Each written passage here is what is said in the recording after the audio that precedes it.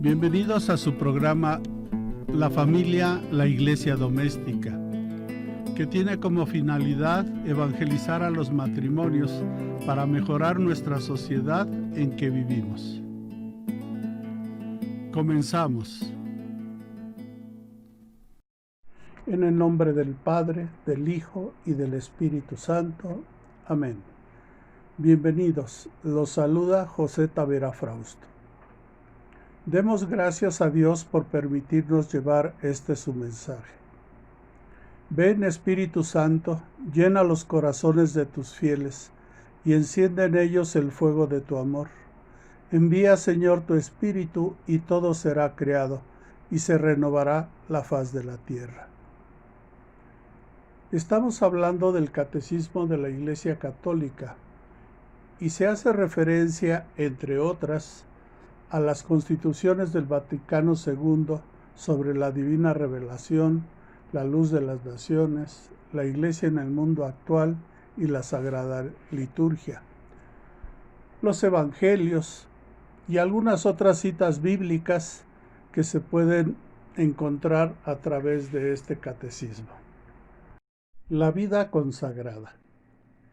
El estado de vida que consiste en la profesión de los consejos evangélicos, aunque no pertenezca a la estructura de la Iglesia, pertenece, sin embargo, sin discusión, a su vida y a su santidad. Los consejos evangélicos están propuestos en su multiplicidad a todos los discípulos de Cristo. La perfección de la caridad, a la cual son llamados todos los fieles, implica, para quienes asumen libremente el llamamiento a la vida consagrada, la obligación de practicar la castidad, la pobreza y la obediencia. La profesión de estos consejos es un estado de vida estable, reconocido por la Iglesia. Es lo que caracteriza la vida consagrada a Dios. El estado de vida consagrada aparece, por consiguiente, como una de las maneras de vivir una consagración más íntima, que tiene su raíz en el bautismo y se dedica totalmente a Dios. En la vida consagrada, los fieles de Cristo se proponen, bajo la moción del Espíritu Santo, seguir más de cerca a Cristo, entregarse a Dios amado por encima de todo y persiguiendo la perfección de la caridad en el servicio del reino, significar y anunciar en la Iglesia la gloria del mundo futuro. Un gran árbol, múltiples ramas. El resultado ha sido una especie de árbol en el campo de Dios, maravilloso y lleno de ramas. A partir de una semilla puesta por Dios, han crecido, en efecto, diversas formas de vida, solitaria o comunitaria, y diversas familias religiosas que se desarrollan para el progreso de sus miembros y para el bien de todo el cuerpo de Cristo. Desde los comienzos de la Iglesia hubo hombres y mujeres que intentaron, con la práctica de los consejos evangélicos, seguir con mayor libertad a Cristo e imitarlo con mayor precisión. Cada uno a su manera, vivió entregado a Dios. Muchos, por inspiración del Espíritu Santo, vivieron en la soledad o fundaron familias religiosas, que la Iglesia reconoció y aprobó gustosa con su autoridad. Los obispos se esforzarán siempre en discernir los nuevos dones de vida consagrada, confiados por el Espíritu Santo a su Iglesia. La aprobación de nuevas formas de vida consagrada está reservada a la sede apostólica. La vida eremítica.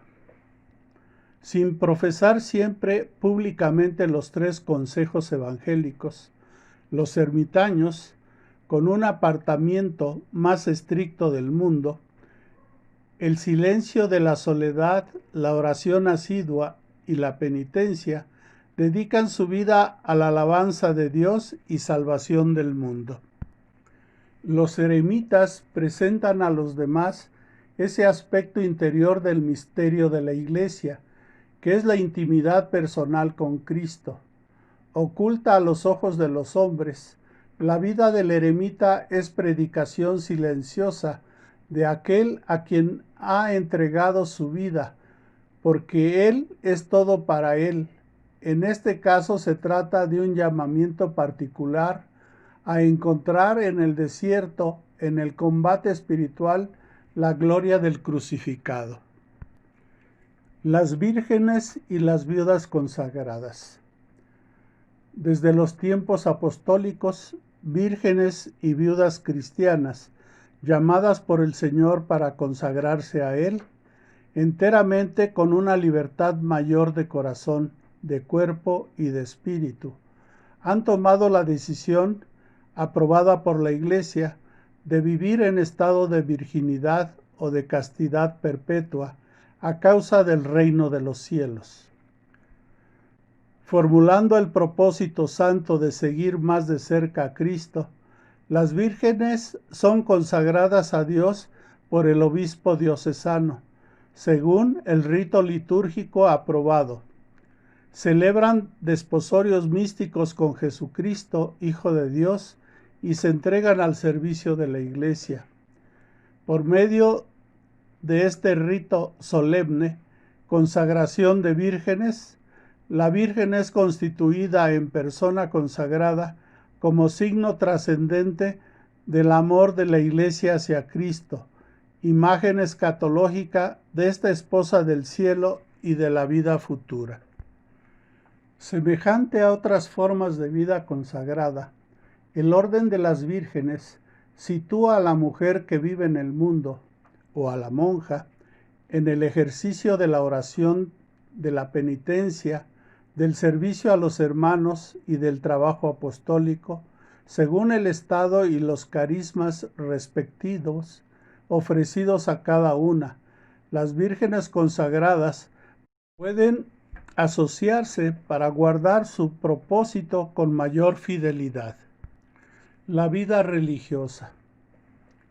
Nacida en Oriente en los primeros siglos del cristianismo y vivida en los institutos canónicamente erigidos por la Iglesia, la vida religiosa se distingue de las otras formas de vida consagrada por el aspecto cultual, la profesión pública de los consejos evangélicos, la vida fraterna llevada en común y por el testimonio dado de la unión de Cristo y de la Iglesia.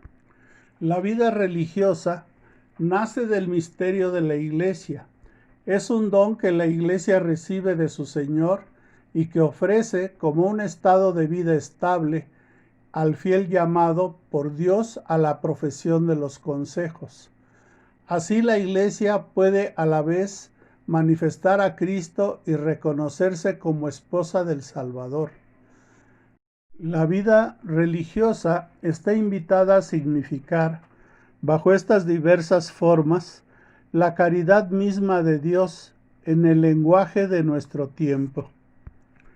Todos los religiosos, exentos o no, se encuentran entre los colaboradores del obispo diocesano en su misión pastoral, la implantación y la expansión misionera de la Iglesia requieren la presencia de la vida religiosa en todas sus formas. Desde el periodo de implantación de la Iglesia, la historia da testimonio de los grandes méritos de las familias religiosas en la propagación de la fe y en la formación de las nuevas iglesias. Desde las antiguas instituciones monásticas, las órdenes medievales y hasta las congregaciones modernas. Los institutos seculares. Un instituto secular es un instituto de vida consagrada, en el cual los fieles, viviendo en el mundo, aspiran a la perfección de la caridad y se dedican a procurar la santificación del mundo, sobre todo desde dentro de él. Por medio de una vida perfectamente y enteramente consagrada a esta santificación, los miembros de estos institutos participan en la tarea de evangelización de la Iglesia, en el mundo y desde el mundo, donde su presencia obra a la manera de un fermento. Su testimonio de vida cristiana mira a ordenar según Dios las realidades temporales y a penetrar el mundo con la fuerza del Evangelio. Mediante vínculos sagrados asumen los consejos evangélicos y observan entre sí la comunión y la fraternidad propias de su modo de vida secular. Las sociedades de vida apostólica. Junto a las diversas formas de vida consagrada, se encuentran las sociedades de vida apostólica, cuyos miembros, sin votos religiosos, buscan el fin apostólico propio de la sociedad y llevando vida fraterna en común, según el propio modo de vida, aspiran a la perfección de la caridad por la observancia de las constituciones. Entre estas, existen sociedades cuyos miembros abrazan los consejos evangélicos mediante un vínculo determinado por las constituciones. Consagración y misión. Anunciar el Rey que viene. Aquel que por el bautismo fue consagrado a Dios, entregándose a Él como al sumamente amado, se consagra, de esta manera, aún más íntimamente al servicio divino y se entrega al bien de la Iglesia mediante el estado de consagración a Dios. La Iglesia manifiesta a Cristo y muestra cómo el Espíritu Santo obra en ella de modo admirable. Por tanto, los que profesan los consejos evangélicos tienen como primera visión vivir su consagración, pero ya que por su misma consagración se dedican al servicio de la Iglesia, están obligados a contribuir de modo especial a la tarea misionera, según el modo propio de su instituto. En la Iglesia, que es como el sacramento, es decir, el signo y el instrumento de la vida de Dios, la vida consagrada aparece como un signo particular del misterio de la redención. Seguir e imitar a Cristo desde más cerca, manifestar más claramente su anonadamiento es encontrarse más profundamente presente en el corazón de Cristo con sus contemporáneos, porque los que siguen este camino más estrecho estimulan con su ejemplo a sus hermanos, les dan este testimonio admirable de que sin el espíritu de las bienaventuranzas no se puede transformar este mundo y ofrecérselo a Dios. Sea público este testimonio como en el estado religioso o más discreto o incluso secreto, la venida de Cristo es siempre para todos los consagrados el origen y la meta de su vida. El pueblo de Dios, en efecto, no tiene aquí una ciudad permanente, sino que busca la futura. Por eso el estado religioso manifiesta también mucho mejor a todos los creyentes los bienes del cielo, ya presentes en este mundo. También da testimonio de la vida nueva y eterna adquirida por la redención de Cristo y anuncia ya la resurrección futura y la gloria del reino de los cielos. La comunión de los santos. Después de haber confesado la Santa Iglesia Católica, el símbolo de los apóstoles, añade la comunión de los santos. Este artículo es, en cierto modo, explicitación de la anterior. ¿Qué es la Iglesia, sino la asamblea de todos los santos? La comunión de los santos es precisamente la Iglesia. Como todos los creyentes forman un solo cuerpo, el bien de los unos se comunica a los otros. Es pues necesario creer que existe una comunión de bienes en la Iglesia, pero el miembro más importante es Cristo, ya que Él es la cabeza.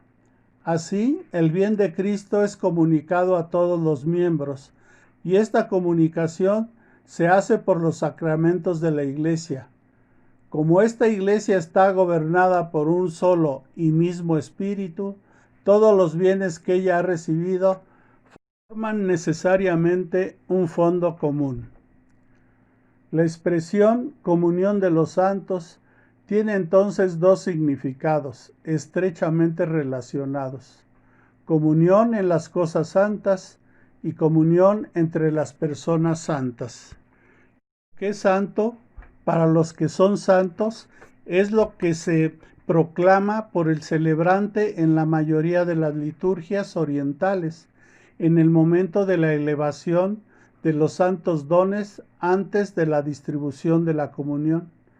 Los fieles se alimentan con el cuerpo y la sangre de Cristo para crecer en la comunión con el Espíritu Santo y comunicarla al mundo. La comunión de los bienes espirituales. En la comunidad primitiva de Jerusalén, los discípulos acudían asiduamente a la enseñanza de los apóstoles, a la comunión, a la fracción del pan y a las oraciones. La comunión en la fe de los fieles, es la fe de la Iglesia recibida de los apóstoles, tesoro de vida que se enriquece cuando se comparte. La comunión de los sacramentos. El fruto de todos los sacramentos pertenece a todos, porque los sacramentos y sobre todo el bautismo, que es como la puerta por la que los hombres entran en la Iglesia, son otros tantos vínculos sagrados que unen a todos y los ligan a Jesucristo. La comunión de los santos es la comunión de los sacramentos. El nombre de comunión puede aplicarse a cada uno de ellos, porque cada uno de ellos nos une a Dios. Pero este nombre es más propio de la Eucaristía que de cualquier otro, porque ella es la que lleva esta comunión a su culminación. La comunión de los carismas.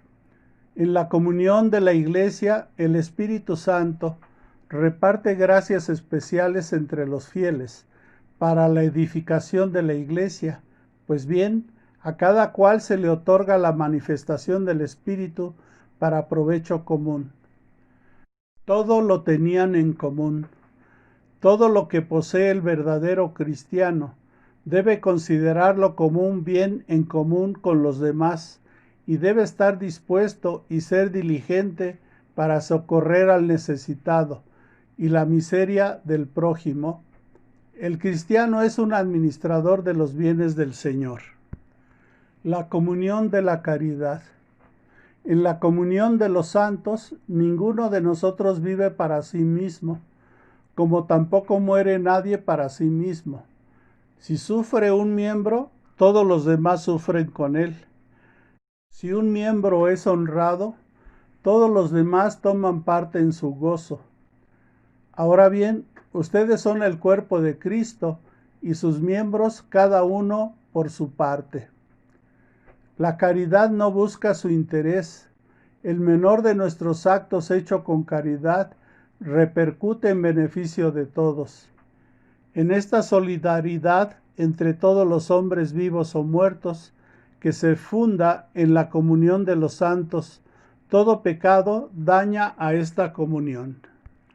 La comunión entre la Iglesia del cielo y la de la tierra. Los tres estados de la Iglesia, hasta que el Señor venga en su esplendor con todos sus ángeles, y destruida la muerte, tenga sometido todo.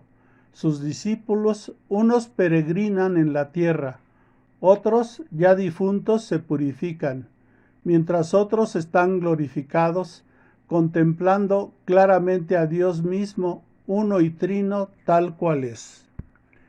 Todos, sin embargo, aunque en grado y modo diversos, participamos en el mismo amor a Dios y al prójimo. Cantamos el mismo himno de alabanza a nuestro Dios. En efecto, Todos los de Cristo que tienen su espíritu forman una misma iglesia y están unidos entre sí en él. La unión de los miembros de la iglesia peregrina con los hermanos que durmieron en la paz de Cristo de ninguna manera se interrumpe. Más aún, según la constante fe de la iglesia, se refuerza con la comunicación de los bienes espirituales. La intercesión de los santos, por el hecho de que los del cielo están más íntimamente unidos con Cristo, consolidan más firmemente a toda la iglesia en la santidad. No dejan de interceder por nosotros ante el Padre. Presentan por medio del único mediador entre Dios y los hombres, Cristo Jesús, los méritos que adquieren en la tierra. Su solicitud fraterna ayuda pues mucho a nuestra debilidad. No lloren, seré más útil después de mi muerte y ayudaré más eficazmente que durante mi vida.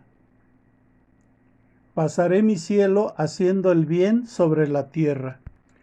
La comunión con los santos.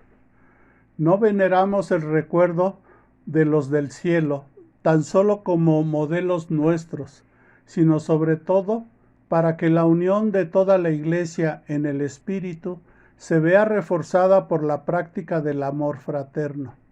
En efecto, así como la unión entre los cristianos, todavía en camino, nos lleva más cerca de Cristo, así la comunión con los santos nos une a Cristo, del que emana como de fuente y cabeza toda la gracia y la vida del pueblo de Dios. Nosotros adoramos a Cristo porque es el Hijo de Dios. En cuanto a los mártires, los amamos como discípulos e imitadores del Señor, y es justo a causa de su devoción incomparable hacia su Rey y Maestro, que podamos nosotros también ser sus compañeros y sus condiscípulos. La comunión con los difuntos. La Iglesia peregrina, perfectamente consciente de esta comunión de todo el cuerpo místico de Jesucristo, desde los primeros tiempos del cristianismo, honró con gran piedad el recuerdo de los difuntos y también ofreció por ellos oraciones, pues es una idea santa y provechosa orar por los difuntos para que se vean libres de sus pecados. Nuestra oración por ellos puede no solamente ayudarles, sino también hacer eficaz su intercesión en nuestro favor. En la única familia de Dios, todos los hijos de Dios y miembros de una misma familia en Cristo, al unirnos en el amor mutuo y en la misma alabanza a la Santísima Trinidad, estamos respondiendo a la íntima vocación de la Iglesia. María, Madre de Cristo, Madre de la Iglesia. Después de haber hablado del papel de la Virgen María en el misterio de Cristo y del Espíritu, conviene considerar ahora su lugar en el misterio de la Iglesia. Se la reconoce y se la venera como verdadera Madre de Dios y del Redentor. Más aún, es verdaderamente la Madre de los miembros de Cristo, porque colaboró con su amor a que nacieran en la Iglesia los creyentes, miembros de aquella cabeza, María, Madre de Cristo, Madre de la Iglesia. La maternidad de María respecto de la Iglesia, totalmente unida a su Hijo. El papel de María con relación a la Iglesia es inseparable de su unión con Cristo. Deriva directamente de ella. Esta unión de la Madre con el Hijo en la obra de la salvación se manifiesta desde el momento de la concepción virginal de Cristo hasta la muerte. Se manifiesta particularmente en la hora de su pasión. La bienaventurada Virgen avanzó en la peregrinación de la fe y mantuvo fielmente la unión con su Hijo hasta la cruz. Ahí, por voluntad de Dios, estuvo de pie, sufrió intensamente con su Hijo y se unió a su sacrificio con corazón de madre que, llena de amor, daba su consentimiento a la inmolación de su Hijo como víctima. Finalmente, Jesucristo, agonizando en la cruz, la dio como madre al discípulo con estas palabras: Mujer, ahí tienes a tu Hijo.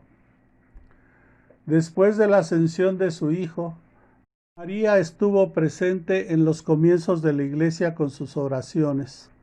Reunida con los apóstoles y algunas mujeres, María pedía con sus oraciones el don del Espíritu que en la Anunciación la había cubierto con su sombra.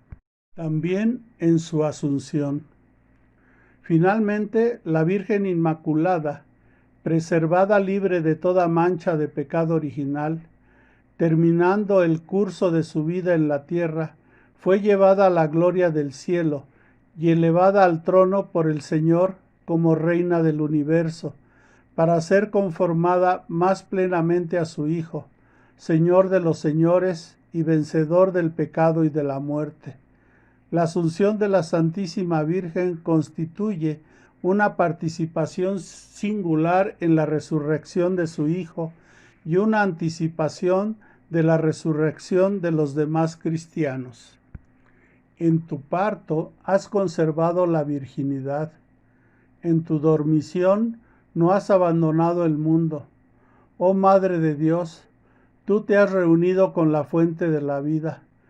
Tú que concebiste al Dios vivo y que con tus oraciones librarás nuestras almas de la muerte. Ella es nuestra Madre en el orden de la gracia. Por su total adhesión a la voluntad del Padre, a la obra redentora de su Hijo, a toda moción del Espíritu Santo, la Virgen María es para la Iglesia el modelo de la fe y de la caridad. Por eso es miembro muy eminente y del todo singular de la Iglesia. Incluso constituye la figura de la Iglesia. Pero su papel con relación a la Iglesia y a toda la humanidad va aún más lejos. Colaboró de manera totalmente singular a la obra del Salvador por su fe, esperanza y ardiente amor, para restablecer la vida sobrenatural de los hombres. Por esta razón es nuestra Madre en el orden de la gracia. Esta maternidad de María perdura sin cesar en la economía de la gracia, desde el consentimiento que dio fielmente en la Anunciación y que mantuvo sin vacilar al pie de la cruz, hasta la realización plena y definitiva de todos los escogidos. En efecto, con su asunción a los cielos no abandonó su misión salvadora, sino que continúa procurándonos con su múltiple intercesión los dones de la salvación eterna. Por eso la Santísima Virgen es invocada en la Iglesia con los títulos de abogada, auxiliadora, socorro, mediadora. La misión maternal de María para con los hombres de ninguna manera disminuye o hace sombra a la única mediación de Cristo, sino que manifiesta su eficacia. En efecto, todo el influjo de la Santísima Virgen en la salvación de los hombres brota de la sobreabundancia de los méritos de Cristo, se apoya en su mediación, depende totalmente de ella y de ella saca toda su eficacia. Ninguna criatura puede ser puesta nunca en el mismo orden con el Verbo encarnado y Redentor, Cristo. Pero así como el sacerdocio de Cristo participan de diversa manera tanto los ministros como el pueblo creyente, y así como la única bondad de Dios se difunde realmente en las criaturas de distintas maneras, así también la única mediación del Redentor no excluye, sino que suscita en las criaturas una colaboración diversa que participa de la única fuente. El culto a la Santísima Virgen. Todas las generaciones me llamarán bienaventurada. La piedad de la Iglesia hacia la Santísima Virgen es un elemento intrínseco del culto cristiano. La Santísima Virgen es honrada con razón por la Iglesia con un culto especial, y en efecto, desde los tiempos más antiguos, se venera a la Santísima Virgen con el título de Madre de Dios, bajo cuya protección se acogen los fieles suplicantes en todos sus peligros y necesidades. Este culto, aunque del todo singular, es esencialmente diferente del culto de adoración que se da al Verbo encarnado, lo mismo que al Padre y al Espíritu Santo, pero lo favorece muy poderosamente.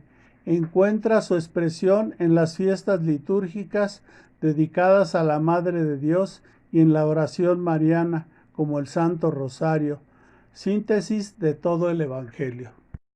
María, ícono escatológico de la Iglesia. Después de haber hablado de la Iglesia, de su origen, de su misión y de su destino, no se puede concluir mejor que volviendo la mirada a María para contemplar en ella lo que es la Iglesia en su misterio, en su peregrinación de la fe, y lo que será al final de su marcha, donde le espera para la gloria de la Santísima e Indivisible Trinidad, en comunión con todos los santos, aquella a quien la Iglesia venera como la Madre de su Señor y como su propia Madre. Entre tanto, la Madre de Jesús, glorificada ya en los cielos en cuerpo y alma, es la imagen y comienzo de la Iglesia, que llegará a su plenitud en el siglo futuro, también en este mundo hasta que llegue el día del Señor. Brilla ante el pueblo de Dios en marcha como señal de esperanza cierta y de consuelo.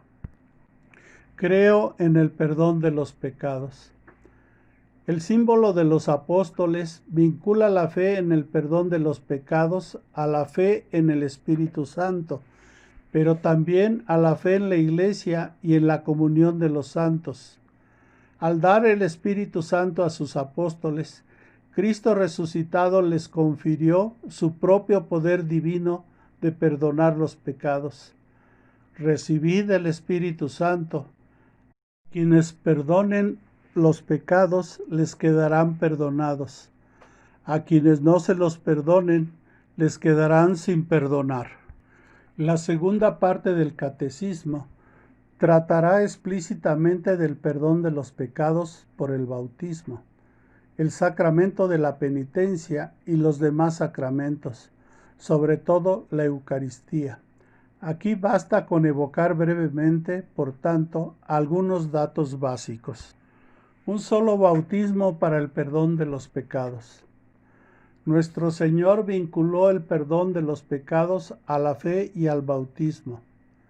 Id por todo el mundo y proclamad la buena nueva a toda la creación. El que crea y sea bautizado se salvará.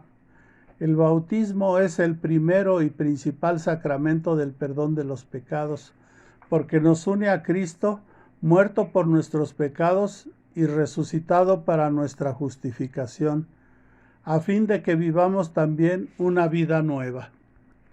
En el momento en que hacemos nuestra primera profesión de fe, al recibir el santo bautismo que nos purifica, es tan pleno y tan completo el perdón que recibimos que no nos queda absolutamente nada por borrar, sea de la falta original, sea de las faltas cometidas por nuestra propia voluntad, ni ninguna pena que sufrir para expiarlas.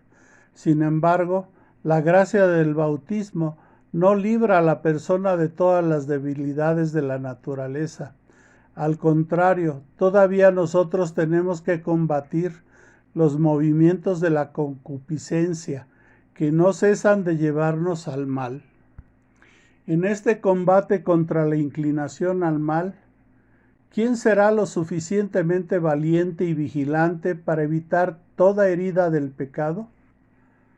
Si pues era necesario que la Iglesia tuviese el poder de perdonar los pecados, también hacía falta que el bautismo no fuese para ella el único medio de servirse de las llaves del reino de los cielos que había recibido de Jesucristo, Era necesario que fuese capaz de perdonar los pecados a todos los penitentes, incluso si hubieran pecado hasta el último momento de su vida.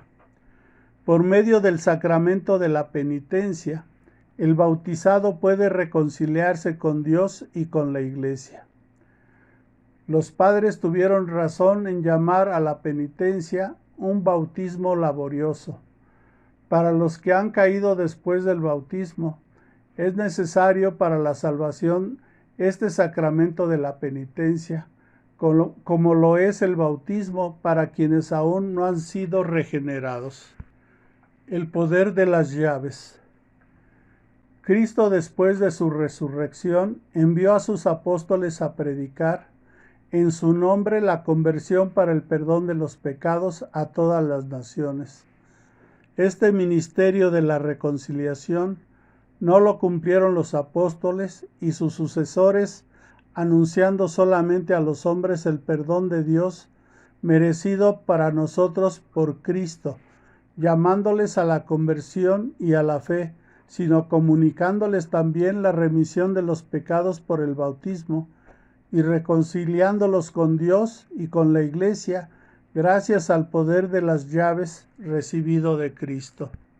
La Iglesia ha recibido las llaves del reino de los cielos, a fin de que se realice en ella la remisión de los pecados por la sangre de Cristo y la acción del Espíritu Santo. En esta Iglesia es donde revive el alma que estaba muerta por los pecados, a fin de vivir con Cristo, cuya gracia nos ha salvado. No hay ninguna falta, por grave que sea, que la Iglesia no pueda perdonar. No hay nadie tan perverso y tan culpable que no debe esperar con confianza su perdón, siempre que su arrepentimiento sea sincero. Cristo, que ha muerto por todos los hombres, quiere que en su Iglesia estén siempre abiertas las puertas del perdón a cualquiera que vuelva del pecado. La catequesis se esforzará por avivar y nutrir en los fieles la fe en la grandeza incomparable del don que Cristo resucitado ha hecho a su Iglesia, la misión y el poder de perdonar verdaderamente los pecados por medio del ministerio de los apóstoles y de sus sucesores. El Señor quiere que sus discípulos tengan un poder inmenso. Quiere que sus pobres servidores cumplan en su nombre todo lo que había hecho cuando estaba en la tierra. Los sacerdotes han recibido un poder que Dios no ha dado ni a los ángeles, ni a los arcángeles. Dios sanciona allá arriba todo lo que los sacerdotes hagan aquí abajo. Si en la Iglesia no hubiera remisión de los pecados, no habría ninguna esperanza, ninguna expectativa de una vida eterna y de una liberación eterna. Demos gracias a Dios que ha dado a la Iglesia semejante don. Creo en la resurrección de la carne. El credo cristiano, profesión de nuestra fe en Dios Padre, Hijo y Espíritu Santo, y en su acción creadora, salvadora y santificadora, culmina en la proclamación de la resurrección de los muertos al fin de los tiempos y en la vida eterna. Creemos firmemente, y así lo esperamos, que del mismo modo que Cristo ha resucitado verdaderamente de entre los muertos, y que vive para siempre igualmente, los justos después de su muerte vivirán para siempre con Cristo resucitado, y que Él los resucitará en el último día, como la suya, nuestra resurrección será obra de la Santísima Trinidad. Si el Espíritu de aquel que resucitó a Jesús de entre los muertos habita en ustedes, aquel que resucitó a Jesús de entre los muertos dará también la vida a sus cuerpos mortales por su Espíritu que habita en ustedes. El término carne designa al hombre en su condición de debilidad y de mortalidad. La resurrección de la carne significa que después de la muerte no habrá solamente vida del alma inmortal, sino que también nuestros cuerpos mortales volverán a tener vida. Creer en la resurrección de los muertos ha sido desde sus comienzos un elemento esencial de la fe cristiana. La resurrección de los muertos es esperanza de los cristianos. Somos cristianos por creer en ella. ¿Cómo andan diciendo algunos entre vosotros que no hay resurrección de muertos? Si no hay resurrección de muertos, tampoco Cristo resucitó. Y si no resucitó Cristo, vana es nuestra predicación, vana también nuestra fe.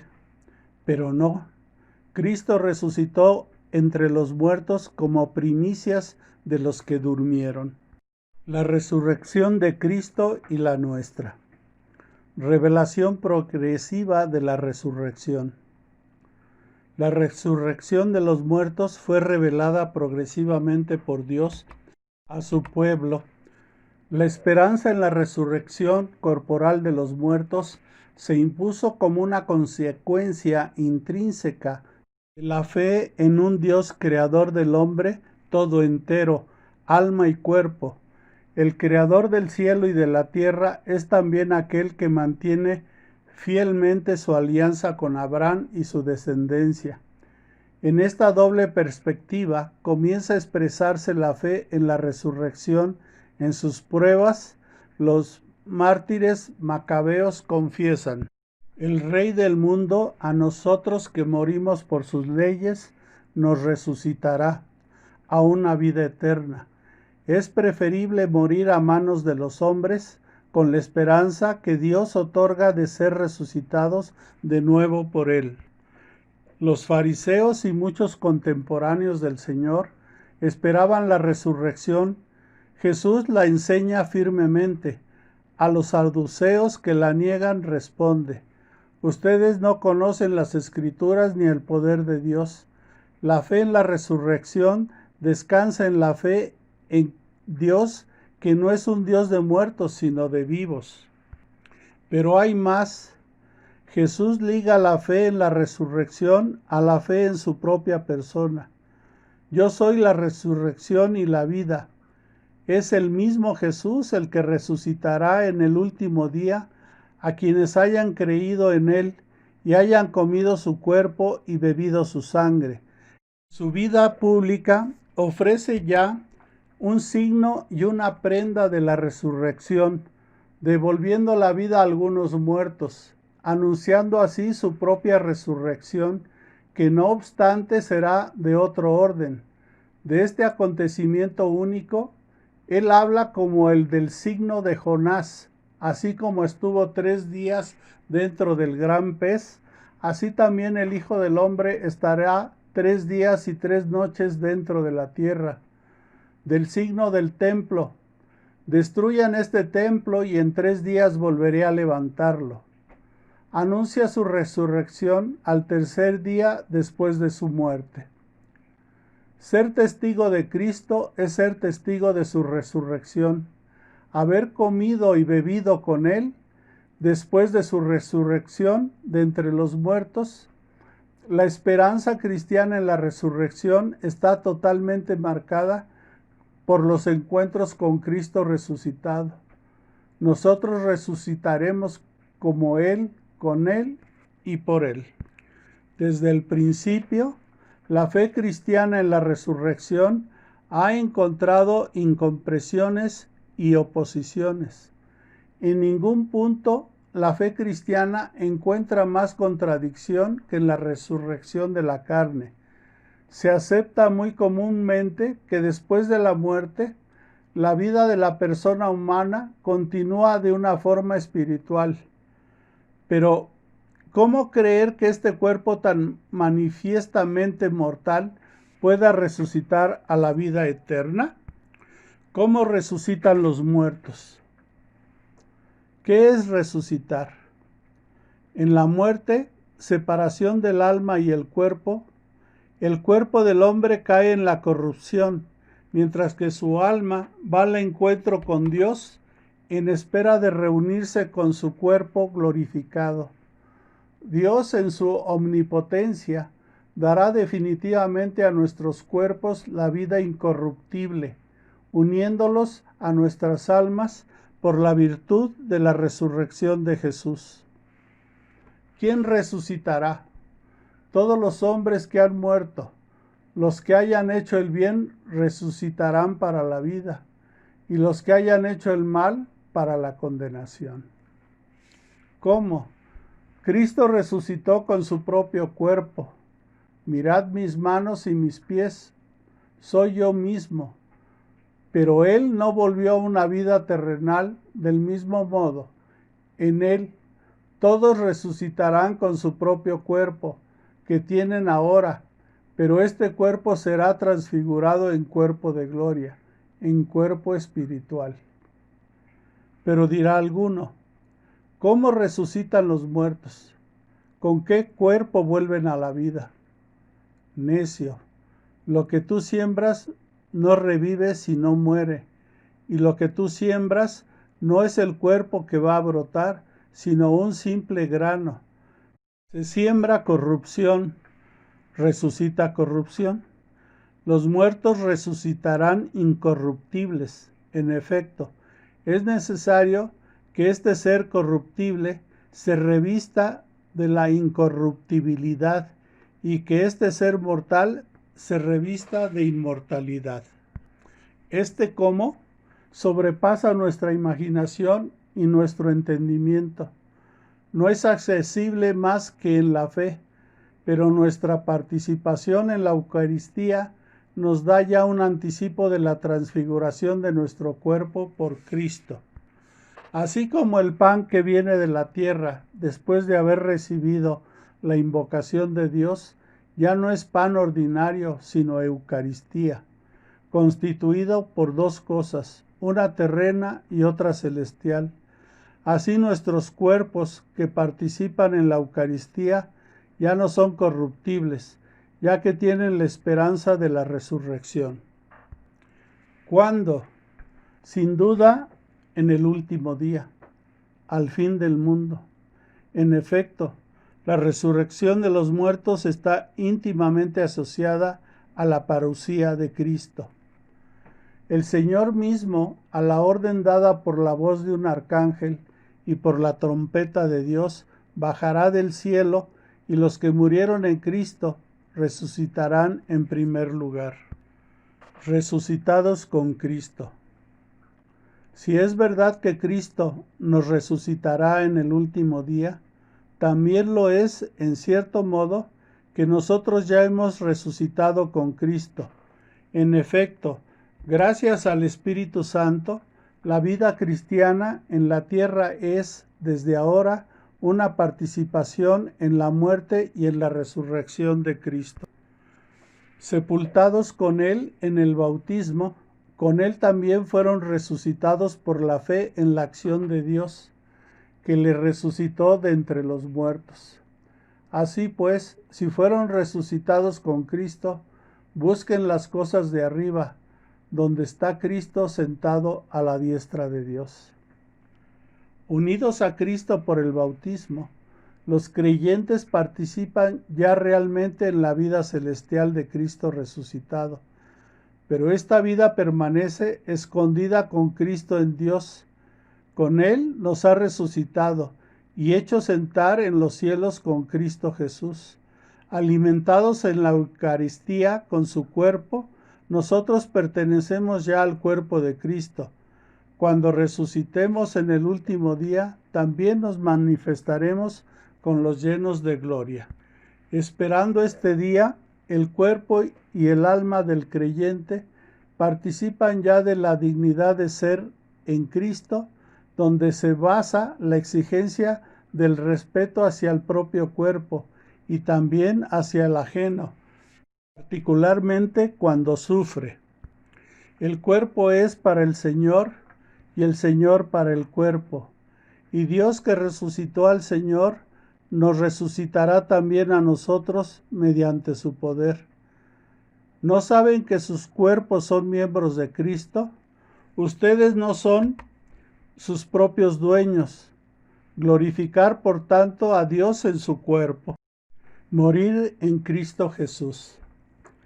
Para resucitar con Cristo, es necesario morir con Cristo. Es necesario dejar este cuerpo para ir a morar cerca del Señor. En esta partida, que es la muerte, el alma se separa del cuerpo. Se reunirá con su cuerpo el día de la resurrección de los muertos. La muerte.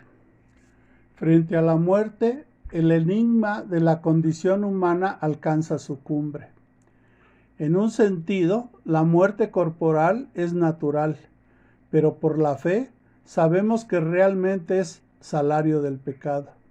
Y para los que mueren en la gracia de Cristo, en una participación en la muerte del Señor, para poder participar también en su resurrección. La muerte es el final de la vida terrena. Nuestras vidas están medidas por el tiempo, en el curso del cual cambiamos, envejecemos y como en todos los seres vivos de la tierra, al final aparece la muerte como terminación normal de la vida. Este aspecto de la muerte da urgencia a nuestras vidas. El recuerdo de nuestra mortalidad sirve también para hacernos pensar que no contamos más que con un tiempo limitado para llevar a término nuestra vida.